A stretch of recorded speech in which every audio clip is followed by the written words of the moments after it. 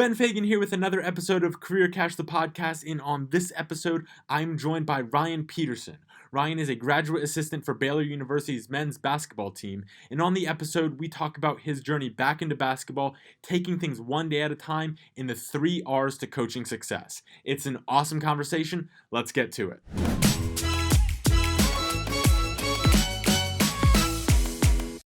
So I'm pumped. I'm excited to have Mr. Ryan Peterson here on the show. So Ryan, welcome to the show. Thanks so much for coming on.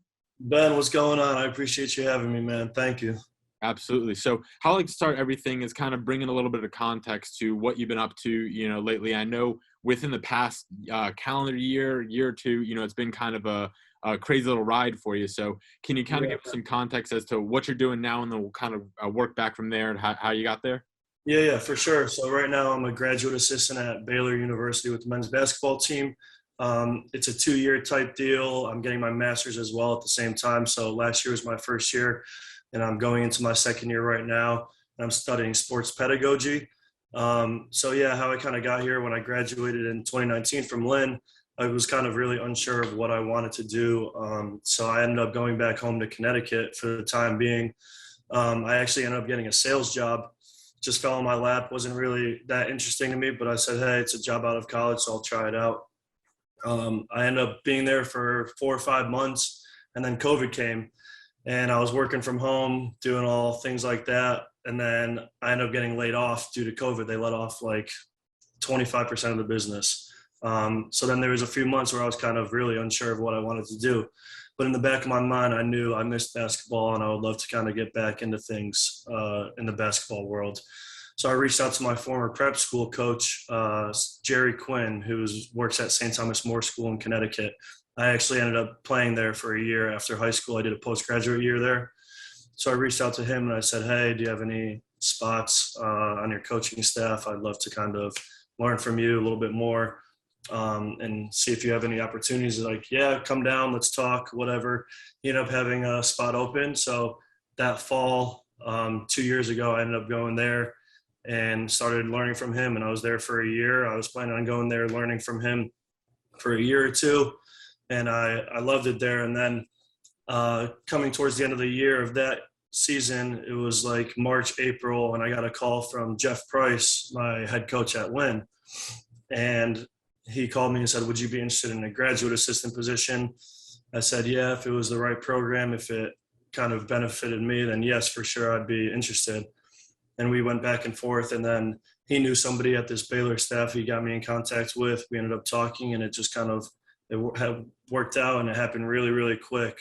And then within a month, I was moving to Texas. So I've never been to Texas before. It was I'm from Connecticut, went to school in Florida, never been to Texas. But I said, yeah, I'm in. Defending champs. It was a great opportunity. So kind of just dropped everything and moved to Waco, Texas. And now I'm here right now getting ready for my second year. Wow, look at that journey. A lot happened in such a short amount of time there. Yeah, it was crazy. It was. So looking back on it now, what kind of helped you work through all of that change that was going on so fast and helped you deal with that uncertainty? Because I think that's something that applies so, in so many different factors. So how did you deal with the uncertainty of it all? Yeah, for sure. I mean, it was tough. It was right after college. I mean, I wanted to continue playing basketball, and everything with COVID was really limiting opportunities, not only for myself, but for everybody in the world. And it was tough. I just really wasn't sure my next step. And when it got to the point where I missed basketball, I was like, hey, I really want to pursue this. And I was lucky enough to have a really good relationship with the guys at St. Thomas More, head coach Jerry Quinn, and then his son is now the head of the school there, Matt Quinn. So I was really fortunate enough to have a good relationship with them, and for them to just bring me on for a year and just learn from them. And I was just taking it day by day, honestly. I mean, learning from them, just taking each day as a learning experience and trying to learn from them and not really worrying about the future. And that's kind of what I'm trying to do now here at Baylor. I know I have 1 year left. I'll be getting my master's this time next year, but I don't really know what I'm going to get into after this next year, and I'm not really trying to worry about it. I'm trying to just take this day by day, learn from all the coaches here at Baylor, and obviously trying to win a national championship again. So that's kind of my goal, is not really trying to look too far ahead or get caught up in that, but just trying to take it day by day and just learn each and every day.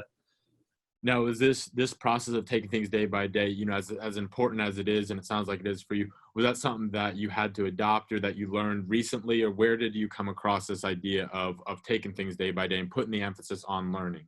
Yeah, I mean, I think just if you try to get caught up in what's the next move, or you look at the future too much and not worry about what's in the exact moment, I feel like you can get wrapped up in all different types of areas and avenues which you can go down. And obviously, I'm just keeping all doors open at the moment, but I think just learning and living in the moment is the most important thing. And if I can learn and get better each and every day here, then I know everything will work out in the future.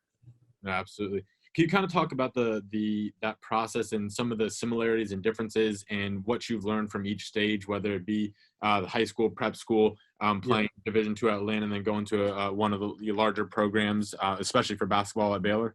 Yeah, for sure. I mean, it's basketball. Basketball is going to be the same pretty much everywhere you go. And I've been fortunate enough to be at all different levels. I played Division II basketball, and then I went back to prep school, an elite prep school, and I was there. And then now I'm at a high major program. So yes, it's different. There's a lot of differences that go into each and every team and program. But at the end of the day, it's basketball, and everyone has the same goals, and everyone's kind of focused on the same things. So it really is cool having all different aspects and learning from different levels, because I think that's very important. But you can take pieces from each level, learn, and try to get better. And now that I'm at this level, it's a whole different style of basketball, but I'm loving it, and I'm loving it every day. I love that. I'm happy that you're loving it. So Yeah. you keep bringing up this idea and keep mentioning learning, and we've talked about it just briefly here. But what does that look like for you? What are you hoping to get when you go in each day looking to learn something new? What does learning look like for you?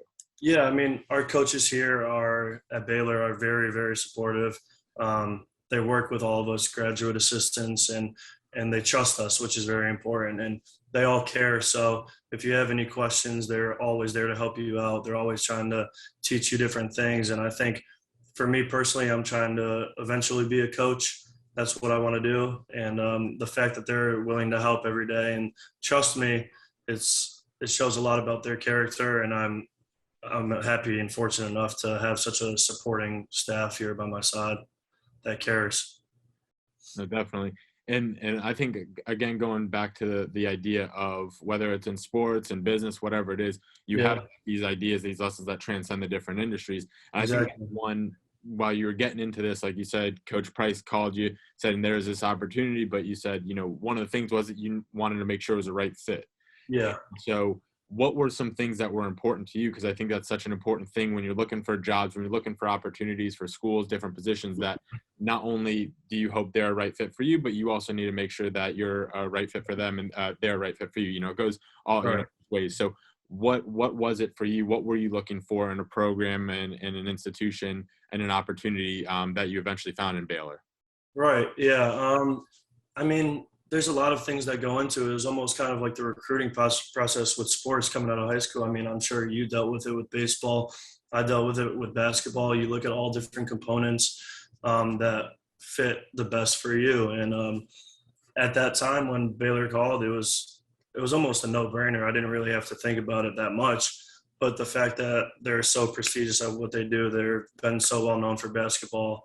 All the things I've heard about their coaches and Coach Drew being a great guy, all of that just kind of factors in. And then I look at their past graduate assistants and where they've moved on after and gotten jobs. And everyone here seems, when they're here, they do a good job, they get rewarded. And it seems like people have gone pretty good places. And I thought that if I came here and just grind for 2 years, I get come out with a master's degree, and I hopefully get in a position where I'll be happy with a job after this, and it'll set me up for the best success moving forward. I love it. And so can you take us through what your day-to-day, activities Yeah. are as a GA and what you're responsible for? Yeah. So graduate assistants, we actually have 6 of them here, which is a lot. Not many schools have that, but it seems like a lot, but it's really not. We do a lot of video, we do a lot of clipping for the coaches, and then we are very involved in on-court workouts. So we'll be involved in practices, workouts. When the guys want to get in the gym to shoot, we'll go over there and get extra time and work out with them and rebound for them. So there's a lot of film, but then there's a lot of on court stuff, and that kind of is very important. I mean, I like that aspect. I was never into the film aspect. I was never really into that as a player. I mean, I'd watch film, but I never knew how to operate it. But now breaking down film, looking at all these different things, coaches asking for different projects all the time. It makes you think of things that you might have not even thought of before, and it just kind of opens up your mind to the game, and you see a whole different perspective from this side from when you're actually a player. So it's really cool. But yeah, I mean, I do film stuff, I do on court, so it's very cool. It's kind of both sides of it, which I enjoy a lot. That's awesome. And so Waco, Texas, talking about it. So Good old let's dive into Waco, Texas. Yeah, again, I've never been there, so I'm got to hear your breakdown of it. What was that whole adjustment? Did you know anybody in Texas, in Waco, before? How did you make that transition? Yeah, no, I've never been to Texas. This is the farthest like west I've actually gone. Um, and yeah, I knew nobody. I actually, to be honest, I had to look up where Baylor was. I wasn't even sure when I got the call, but yeah, Waco. My dad knew a little bit about it. He didn't know too much. He's been to Dallas and Austin a couple times, so he told me about that. But yeah, I'm smack dab in the middle of Austin and Dallas. I'm an hour and a half each way. So Waco is definitely a very interesting town, to say the least. But it's okay. I'm enjoying it. It's a big college town, and if I want to go to a little city or anything, I can go an hour and a half down the road to Austin or Dallas. So it's a pretty good location. The only thing, I mean, I'm sure you're used to it, but the heat, man, right now it's like it's 100 every single day here. It's crazy, and that's one thing I'm a little used to it from being in Florida for those 2 years, but man, it's different. It's different for sure. Yeah, And this is my first full summer in Waco, so I'm going to experience it all right now, and it's starting to get crazy already. yeah. The other day down here it's starting to creep up into the 90s again. So we haven't gotten triple digits. Yeah. But we got about 1,000% humidity, and Yeah, it rained for like 5 minutes, and then I walked outside, just boom, smacks you in the face. I was like, yeah, good God. that's it. Yeah, we're back. Yeah, We're back. well, it's like 100 degrees here right now, and it's only June. And I'm really worried what July and August are going to look like if it's Yeah, yeah. already like this. Here things only get hotter from here. So. No, that's the thing. So that'd be awesome. So what has been your biggest adjustment, if you had to pick one, from your time, in this position so far? Um, Biggest adjustment, I would just say being available all the time. Being a GA, there's a million different tasks that will be thrown at you every day, whether a player needs you for something or a coach needs you to run an errand or do anything, honestly. So, kind of having a flexible schedule all the time is really important, and just doing whatever task comes your way. We talk about it here all the time. There's no role that's too big for somebody at any time. So if they ask you to do something, just be willing to do it, and then you'll get your respect out of that. And just having that flexible schedule, because everything changes at all different times. Practice times change, workouts change. A guy can call me in 30 minutes and say, "Hey, let's get some shots up," and yeah, you're doing what you can to make the team better. So at the end of the day, it's doing whatever you can to help the team win at the end of the day. No, I love that. And when it comes to the balancing of things, because you obviously you played in college, and you're still going to school. Is there any difference in what you've kind of experienced, from the playing side to now more so on the coaching side with the balancing of everything? Yeah, I mean it's similar, and I was lucky enough to have that foundation when I was playing, and I was kind of used to it. But now it's almost even a little bit more crazy, because I am taking master's classes. I am in the gym all day. I'm doing film. I'm doing workouts. So yeah, it's long days, but I was lucky enough to have that foundation when I was at Lynn, and kind of prioritize things and set a schedule almost, and being able to adjust, like I said. So it's still tough because I'm taking classes. I'm still pursuing a master's degree. I still have homework. Um, but at the end of the day, I'm also here for basketball, and we're trying to win. So you kind of really just have to balance it as best you can. And yeah, it's working out. It's tough, but I know at the end of the day, it'll all work out, and just keep working hard and you'll get through it. And before we wrap up, you got where you said you're working towards getting to coaching. Yeah. Why coaching? What meaning does that bring to you, and what makes you gravitate towards the role of a coach so much? Um, I just think my past experiences, I've been around basketball for so much. I've been around some amazing coaches. I've learned under some great guys. I'm learning a ton under Coach Drew right now, who's one of the best coaches in the world. I've learned from Coach Price, who is a very successful Division II head coach and has been in the NBA and knows what it takes to get there. I've worked for one of the best prep school coaches in the country, Jerry Quinn. So kind of learning how all of their teaching styles and how it works at each and every level. I think my past experiences and my love for the game, I think it can take me pretty far. And I'm lucky enough to just learn from all these great guys and kind of maybe put it into good use, hopefully after this next year or so. So I'm really enjoying that. And I think I have all the things I need at this point to be successful in the coaching business. No, I know, not a doubt coming from my end, whether whatever that's worth for you. But so now we're getting to the end of the show right here, where it is time to cash out, where it's time for you to leave us and the people with your most valuable piece of advice, a little extra money for the road. So what do you have for us today, Ryan?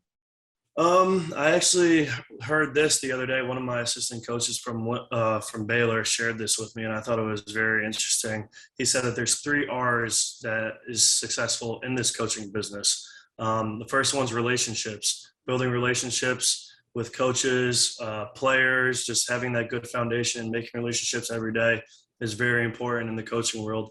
The second thing is results. Results is what keeps you in the business at the end of the day. If you're winning, you're going to do better as a whole moving forward. So winning, results, that's the second one. And the last one is respect. This is what gets you paid in the business. Coaches fear kind of what you can do as a recruiter or like player development, X's and O's, things like that. So I think that was really interesting. Coach Alvin Brooks shared that with me the other day. 3 R's, relationships, results, and respect. So I think that's very important in the coaching world. And if you can kind of stand by those, I think you can be pretty successful in this coaching business. I love that. If the 3 R's equal success, then the 4 R's throwing Ryan in there is the recipe for a great there. So, man, I appreciate you coming on, and I'm excited to see what this next year holds and beyond. So thanks so much. I appreciate you, Ben. Thanks for having me, man.